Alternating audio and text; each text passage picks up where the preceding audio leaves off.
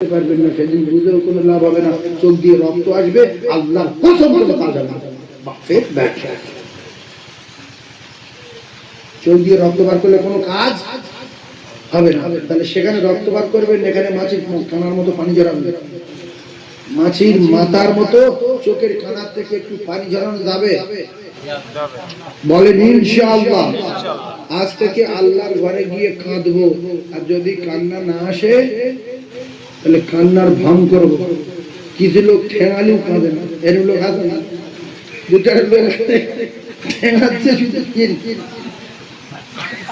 চামড়া ঝুলে আসছে, চোখে পানি নেই। আর দুটার লোকের লাঠি উঁচু করলে চোখে দদ পানি আসে। যেমন মসজিদে দোয়া হয়, মসজিদে যখন দোয়া হয় মানবের জন্য, বিশ্বাস করুন কিছু মানুষ কাঁদে, ঝরঝর করে কাঁদে। আর দুটাটা আছে চোখে পানি নেই, এর ভিতরে কিচ্ছু নেই, এর চোখে পানি নেই। যারা কাঁদছে তাদের দিকে দেখছে যে এদিকে দেখছে কাঁদছে। ভাই ও যদি দেখে যে আমার দিকে সবাই তাকাচ্ছে, ও খানা বন্ধ করতে হবে, খানার জায়গা না, ছেড়ে যাই। এই জন্য রাসূলুল্লাহ বলেছেন, যখন দোয়া করবে আশপাশের লোক যখন কাঁদবে, তোমরা তাদের কান্না দেখে তোমার যদি কান্না না আসে, তুমি কান্নার ভান করবে। তোমার কান্নার ভান আমার আল্লাহ দরবারে লাহিতে কবুল করে নেবে। একবার জোরে বলুন সুবহানাল্লাহ। কিন্তু নিজে কাঁদে না, আর কারো কাঁদতে দেয় না। দুটো পায়ে ধরে বলি, ও কলিজা টুকরা বেনা আমার আল্লাহর এত দয়া, আমার আল্লাহ প্রত্যেক দিন 5 বার করে ডাকছে, চলে আয় চলে আয়। জোহরে আয় বলছে যাবো না, আসরে আয় বলছে অত সহজ না, মাগরিবে আয় বলছে যাবো না, তো মেরে দিতে পারি, হ্যাঁ পারো। তাহলে এশায় আয় বলছি তো যাবো না, তো রাত্রি শেষ করতে পারি, হ্যাঁ পারো। ফজরে বলছে উঠবো না। এমন লোক আছে না, না সব স্বীকার করছে কিন্তু ডাকে সাড়া দেয় না।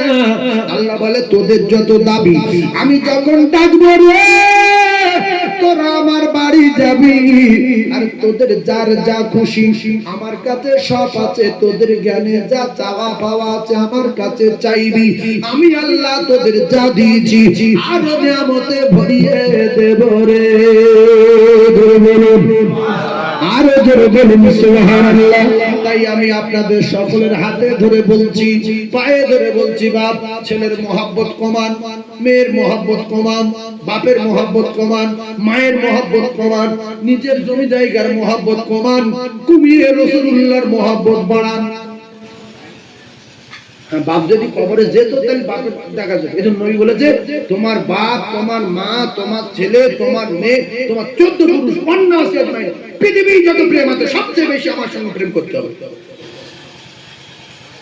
তাহলে যেহেতু ওরা কেউ যাবে না, ওদের মহব্বত একটু কমিয়ে দরুদের মহব্বত বাড়ানোর দরকার আছে না? আছে। কে কবরে যাচ্ছে? আর যদি নামাজ উল্টো পাল্টা ভাবে পড়েন তাহলে নামাজ কিন্তু পুজো হয়ে যাবে। আপনার তখন সাপে সবল মারছে, তখন এই পাশে একটা কুঁজো মতো লোক বসে আছে, বলছে ভাই তুই কে রে ভাই? বলছে আমি নামাজ ভাই।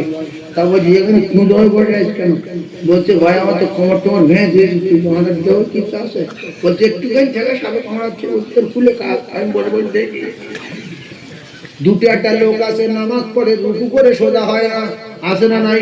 এই নামাজের দুশমন হবে, এই নামাজের বদদুয়া দেবে, এই নামাজ নোংরা ময়লা যুক্ত কাপড় হয়ে ওর মুখে মারবে কিতাবে লেখা নামাজ, ওর মুখে মারবে, বলবে তোর উপরে গজব নাজিল সেটা। ও কলিজার টুকরারা, এই জন্য কিতাবে লেখা নামাজ যখন পড়বে তার তিলের সঙ্গে